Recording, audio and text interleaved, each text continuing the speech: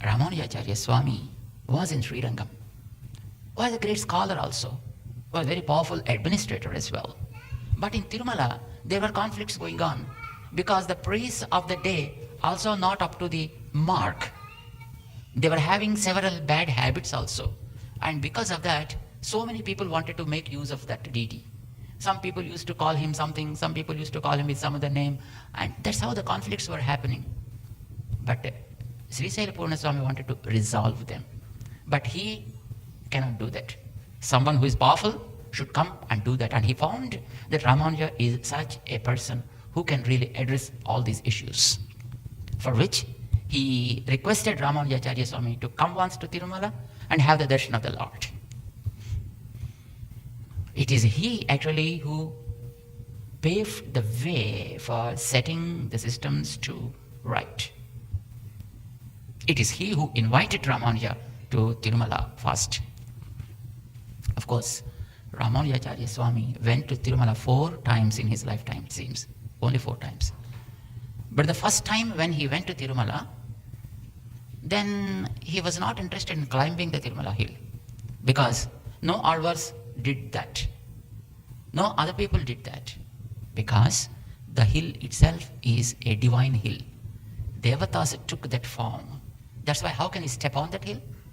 It is a sinful act. So Ramanuja Swami also not interested in just going to the hill on foot. But the local people insisted Ramanujacharya Swami to come at least once and see what is happening and how the things are, and do something that is possible. In those days there were no steps also properly. There was no proper road also as we see today, because this road was laid only during 1970s. And before that there was no perfect road, right? So because it was so hilly, and they requested Ramanuja to come. Then they showed Ramanuja some authentic scriptures also saying that Lord Mahesha, Lord Shiva, gave a prayer, and pray, chant this prayer, and then you can climb the hill. But Ramanuja still doesn't want to put his foot on the hill. So he tied up cloths to his knees, and he was just went up crawling on the knees only to the hill in those days. And in the mid way, he stopped at some place which is today called as Mokalla Parvatam or Mokati Parvatam, like that they call it. But Ramanuja went there, stayed there for 3 days, and found no proper system. There was no compound walls also as we see today, and no streets around. Even it was all just bushy area. And then he thought that something must be done here.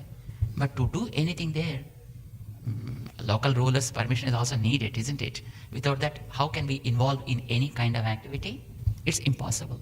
But he understood that Lord is very much interested in flowers. Because Rangadasa, according to the Purana, Rangadasa was one great devotee, went to the Tirumala hills, and then he created a garden around the temple and used to offer flowers as garlands to the Aradhana purpose every day, which Lord liked a lot. So Ramanuja Swami thought, God probably needs someone here to grow a garden, prepare garlands, and offer daily. But nobody was there, though so many conflicts were happening there. So he observed the things there for 3 days and just simply returned. That's all he did. But after returning to Srirangam, because he was having so many disciples with him, he made all the disciples to sit, and he explained the things of Srinivasa there to all of them, and asked, hey, Lord Srinivasa needs some servant to grow a garden, flowery garden, prepare garlands and offer. Who is interested? Nobody raised their hands. If it is today, or everybody raised their hand, because today the scenario is different. But in those days, nobody was dare enough to say, yes sir, I am ready. Everybody wants their own thing, right? So nobody was ready. Then Ramanuja Swami was upset. Thousands of devotees are here. None of you are interested in serving the Lord? At least we need one person, please. Anybody? Finally, a person raised his hand, said, Sir, I'm ready. Whatever you want, I do that. His name was Anantacharya.